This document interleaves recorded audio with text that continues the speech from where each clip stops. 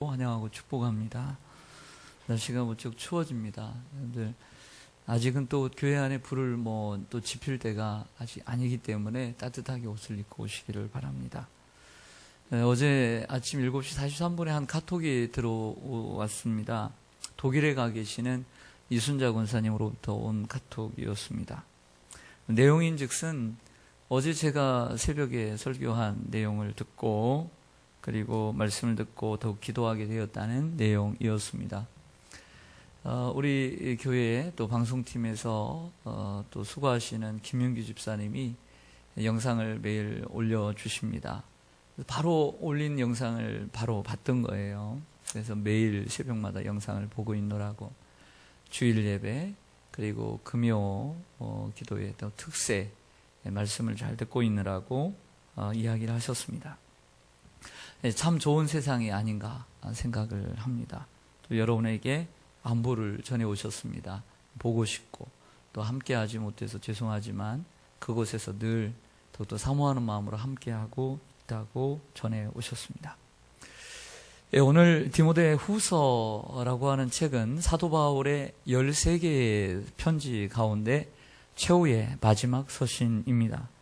자신의 죽음을 감지하고 그리고 앞두고 있는 사도 바울이 에베소에서 목회하고 있는 믿음의 아들 디모데에게 쓴 마지막 편지입니다. 순교의 시간을 알고 있던 바울은 자신이 하고 싶은 내용을 쏟아내고 있습니다. 내용을 보면 살아오면서 아쉬웠던 관계를 청산하는 모습을 볼 수 있습니다.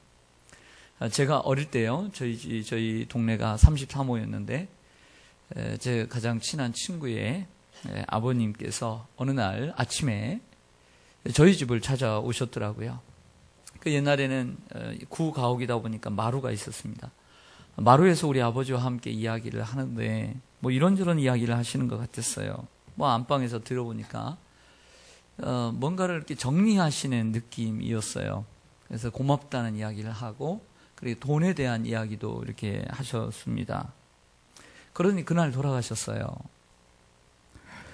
또 제가 아는 어떤 분이 계시는데 이분은 사업을 하는 분이었습니다. 연세가 들어 은퇴를 하고 사시는데 몸에 좀 여러 가지 이상이 있고 병이 왔습니다. 아쉬울 때마다 손 벌릴 때는 없고 그래서 큰아들에게 가끔씩 전화를 해서 돈을 좀 보내달라고 10만 원, 20만 원, 30만 원, 50만 원 이렇게 돈을 부탁을 했습니다. 아들도 조금은 귀찮았겠죠. 그러다가 시간이 지나면서 하루는 1,000만 원을 해달라고 하더래요. 왜 그러냐고 하니까 이게 마지막이다. 그런 생각해 보니까 조금씩 해주는 것보다 아버지에게 그냥 1,000만 원 해드리고 마지막이다라고 하니까 그게 개운하다 생각하게 해서 1,000만 원을 드렸다고 합니다. 그러다가 이제 몇 개월 안 있어서 지병으로 돌아가시게 되었습니다. 나중에 알게 된 사실인데 그 아들에게 받은 1,000만 원을 가지고 크고 작게 빚진 사람들에게 다 갚았다는 거예요. 다 갚고 자신의 인생을 마감했다는 것입니다. 그 후에 그분의 아들이 고백을 합니다. 내가 그때 아버지가 1,000만 원을 달라고 했을 때 내가 1,000만 원을 주지 않았다면 정말 그것보다 후회될 일이 없었을 것이다. 그때 1,000만 원을 해달라고 했을 때 1,000만 원을 해주었다는 것이 얼마나 큰 위안이 되었는지 모르겠노라고 하는 이런 이야기를 직접 들었습니다. 사랑하는 성도 여러분, 사람은 어느 정도 자신의 인생의 마지막을 감지하는 것 같습니다. 인생의 마지막을 감지하는 것 같아요. 병이 오는 분들도 그런 생각을 하는 듯 합니다. 그래서 중병에 걸린 분들도 평소 때 안 하던 일들을 해달라고 얘기하기도 합니다. 사랑하는 가족에게, 아내에게 나를 좀 목욕을 좀 시켜달라고. 이렇게 해서 힘들고 어렵고 출근해야 되지만 그래도 병든 사람이 부탁을 하니 아침에 목욕을 깨끗하게 해드리고 왔더니 그날 숨을 거두게 되었다는 얘기를 직접 올해도 들었습니다. 사람은 자기의 인생을 어느 정도 가늠하는 것 같습니다. 그래서 인생의 겨울이 다가오면 뭔가를 정리를 하고 청산을 하고 싶은 것이 인간의 마음인 것 같습니다. 여러분들에게 질문 하나 드리겠습니다. 여러분들의 인생이 만약에 6개월 남았다면 뭘 하고 싶으세요? 인생 6개월 남았다. 누구를 만나고 싶으세요? 그리고 어떻게 하고 싶으세요? 자, 그러한 측면에서 오늘 바울의 이야기를 한번 들어보겠습니다. 바울은 무엇을 정리하고 무엇을 청산하고 있을까요? 바울은 내년에 이제 네로 황제에 의해서 순교당할 것을 미리 감지하고 있었어요. 첫째, 바울은 보고 싶은 사람을 만나기 원했습니다. 보고 싶은 사람을 만나기 원했어요. 오늘 9절을 보겠습니다. 9절을 보면 같이 읽습니다. 시작. 너는 어서 속히 내게로 오라. 너는 누굽니까? 디모데입니다. 디모데, 믿음의 아들 디모데, 속히 오라. 21절에 보면 너는 겨울 전에 어서 오라 했습니다. 지금 디모데가 있는 곳과 바울이 있는 곳에는 지중해가 있습니다. 그곳은 배로 움직여야만 합니다. 비행기가 없으니까. 배로 움직여야만 하는데 이게 바다이긴 하지만 겨울이 되면 얼음이 옵니다. 그래서 배를 운항을 못하는 경우들이 있기 때문에 만약에 내 인생이 얼마 남지 않았는데 네가 만약에 겨울 전에 오지 않으면 나를 만나보기 힘들 것이다. 이런 얘기예요. 그래서 만나보기를 원한다. 내가 누구보다도 너를 보기를 원한다. 그래서 겨울 전에 오라고 부탁을 하는 것입니다. 사람이 살면서 이 죽음을 감지했을 때는 누군가를 꼭 보고 싶은 사람, 사랑하는 사람을 보고 싶은 것입니다. 한 6년 전에 저희 할머니께서 90세로 돌아가시는데 저는 서울에 올라와 있고 대학을 다닐 때인데 연락이 왔어요. 할머니께서 돌아가셨다고. 그래서 저는 기차를 타고 내려가면서 그런 얘기를 이제 전화로 들었습니다. 할머니가 돌아가시면서 너를 찾았노라고. 제가 이제 큰 방이 있고 작은 방이 있고 저 사랑방이 있는데 제가 작은 방에서 할머니랑 같이 살았거든요. 어릴 때. 할머니랑 있을 때가 참 많았습니다. 할머니가 그 누구보다 저를 보고 싶었던 것 같아요. 그래서 제가 보고 싶었다. 그래서 기차를 타고 가면서 많이 울었던 기억이 납니다. 내가 좀 더 할머니 곁에 돌아가실 때 곁에 있어줬으면 얼마나 좋았을까. 참 행복하게 세상을 떠나셨을 텐데 이런 아쉬움을 갖게 되었습니다. 사람은 죽기 전에 사랑하는 사람이 곁에 있어주기를 바라는 것입니다. 여러분 사랑하는 사람 곁에 있어주십시오. 누가 혹이라도 운명 전에 죽음을 앞두고 있다면 꼭 바쁘더라도 옆에 계셔 주십시오. 그분에게는 그 마지막 길에 큰 힘이 될 것입니다. 인생을 살다 보면 특별한 인연과 만남들이 있습니다. 가장 큰 부부의 만남, 자식의 만남, 부모의 만남도 있겠죠. 그런데 요즘 이제 그 히든 싱어에 보니까 이선희 씨가 한번 나와서 이제 노래를 부르는데 이선희 씨가 30주년인가 40주년인가 벌써 됐더라고요. 저보다 조금 나이가 더 많은데 그분의 노래 가운데 이런 노래가 있습니다. 그중에 그대를 만나. 이런 제목의 노래가 있어요. 가사를 한번 보면 이렇습니다. 그렇게 대단한 운명까진 바란 적 없다 생각했는데 그대 하나 떠나간 내 하루는 이제 운명이 아님 채울 수 없소. 별처럼 수많은 사람들 그중에 그대를 만나 꿈을 꾸듯 서로를 알아보고 주는 것만으로 벅찼던 내가 또 사랑을 받고 그 모든 건 기적이었음을. 이렇게 가는 가사입니다. 혹시 이 노래 아십니까? 아시는 분 한번 손 들어보세요. 오, 역시 이선 씨가 유명하니까. 네. 잘 모르시는 분이 절반이 넘는 것 같아요. 예, 참 은혜로운 찬송가를 많이 부르시니까. 저는 이제 듣기는 참 좋아해요. 전 슈퍼스타 K 같은 거 참 좋아하고 이선 씨의 노래도 참 좋아합니다. 혹시 들어보면 여러분들 좀 이제 아실 수 있을 것 같아요. 별처럼 수많은 사람들 그중에 그대를 만나 꿈을 꾸듯 서로를 알아보고 주는 것만으로 벅찼던 내가 또 사랑을 받고 그 모든 건 기적이었음을. 대충 이렇게 불러요. 들어보셨죠? 들어보셨어요? 예. 유행가를 불러도 찬송가처럼 부르죠. 예. 근데 참 여기가 이제 클라이막스인데, 여기가 클라이막스다. 이렇게 웃어요. 인생을 살면서 수많은 만남이 있는데 꼭 죽기 전에 좀 곁에 두고 싶은 만남이 없지 않을까요? 있지 않을까요? 그렇지 않아요? 여러분 인생 가운데 별처럼 수많은 인생이 있을 것입니다. 그 중에 꼭 기억하고 싶고 꼭 다시 한번 만나고 싶은 분들이 있을 것입니다. 바울에게는 디모데였습니다. 둘째, 바울은 떠나보낼 사람과 곁에 둘 사람을 정리했습니다. 10절 보시죠. 데마는 이 세상을 사랑하여 나를 버리고 데살로니가로 갔고, 그레스게는 갈라디아로, 디도는 달마디아로 갔고, 누가만 나와 함께 있느니라. 12절에 보면 두기고는 에베소로 보내었노라. 여러분 저를 보시죠. 이 세상을 살면서 가장 놓기 힘든 게 뭐죠? 네? 네, 많죠. 유행가에 가자면 미련이에요. 미련. 가장 놓기 힘든 게 뭐다? 미련이죠. 근데 바울은 이런 생각을 했어요. 떠나보내야 될 사람은 떠나보내자. 이런 생각을 한 거예요. 바울 곁에 있던 데마와 같은 사람은 자신이 싫어서 떠나갔어요. 근데 사역 때문에 어쩔 수 없이 떠나보내야 되는 사람들이 있었다. 라고 오늘 열거하는 것이죠. 그리고 의사 누가만이 바울 곁에 있어 주었습니다. 누가복음과 사도행전을 기록한 누가는 참으로 귀한 사람이었습니다. 엘리트였음에도 불구하고 바울 곁에 끝까지 남았습니다. 바울의 처지는 불행했습니다. 세상에 그런 불행이 어디 있습니까? 그러나 하나님께서는 하나님의 사람들, 하나님의 종을 위해서 꼭 필요한 이러한 엘리트 같은 사람을, 엘리트 출신의 사람들, 꼭 필요한 사람들을 곁에 두십니다.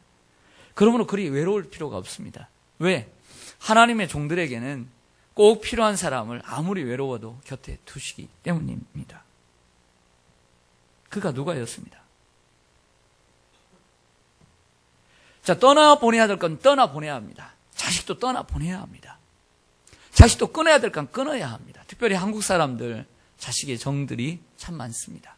한국 사람들은 자식에 대한 정이 많은 민족도 없습니다. 떠나야 보내야 될 것 떠나보내고 끊어야 될 것 끊어야 됩니다. 어쩔 수 없이 떠나간 사람은 미련 없이 보내버려야 됩니다. 그리고 어쩔 수 없이 가야 될 사람들은 보내야 합니다. 이게 인생이라는 것이죠. 정채봉 씨의 만남이라는 글을 보면 세상에는 수많은 만남이 있다고 합니다. 생선과 같은 만남, 비린내가 나죠. 꽃송이 같은 만남, 처음에는 활짝 피었다가 시들어버리고, 건전지와 같은 만남, 지우개 같은 만남. 그러나 추천하기를 손수건 같은 만남을 추천합니다. 힘들고 어려울 때 눈물을 닦아주고 땀을 닦아줄 수 있는 그런 만남. 여러분들에게 이 손수건 같은 만남이 있기를 축원합니다. 여러분 너무 외로워하지 마십시오. 여러분의 인생에 꼭 필요한 사람은 하나님이 곁에 두십니다. 보낼 사람은 보내야 합니다. 자, 셋째로, 인생을 정리하면서 바울은 자신의 실수를 인정합니다. 따라하겠습니다. 실수를 시인하고 인정하자. 11절 하반절에 보시면 마가를 데리고 오라. 그가 나의 일에 뭐하니라. 유익하니라. 저를 보시죠. 마가는 바나바의 생질이었습니다. 바나바는 바울의 은인이죠. 그래서 1차 선교여행을 같이 갑니다.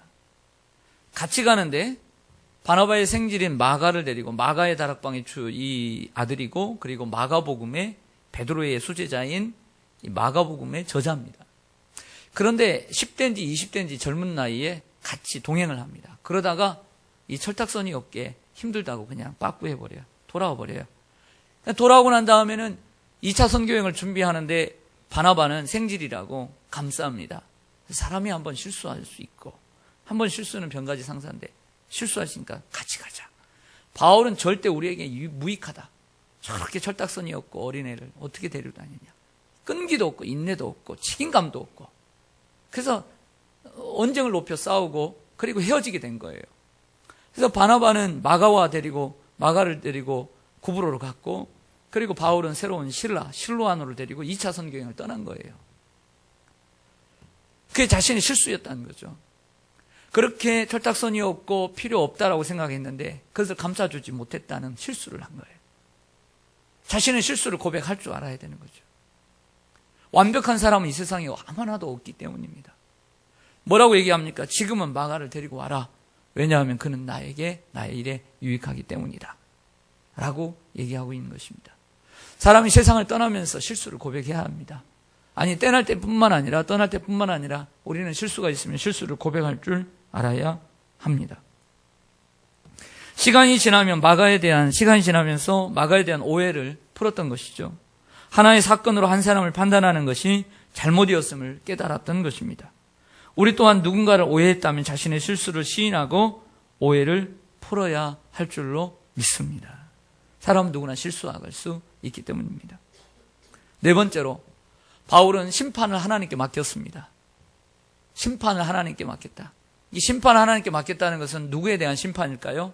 자신이 아니라 자신을 괴롭혔던 사람들의 심판을 하나님께 맡깁니다. 14절, 15절 보시죠. 구리 세공업자 알렉산더가 내게 해를 많이 입혔음에 주께서 행한 대로 그에게 갚으시리니 너도 주의하라.